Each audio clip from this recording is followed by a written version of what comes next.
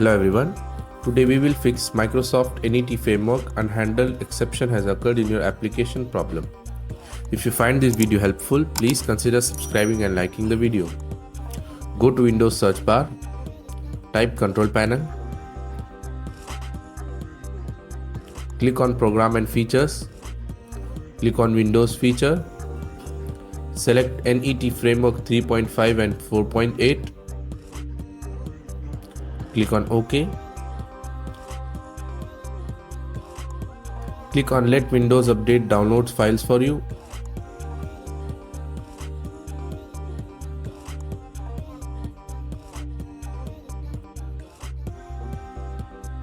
Method 2.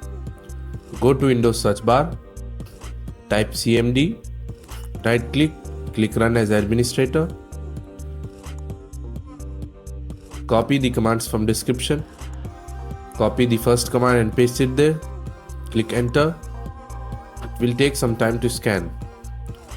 Copy the second command and paste it. Click enter. Restart your computer. That's it. Thanks for watching.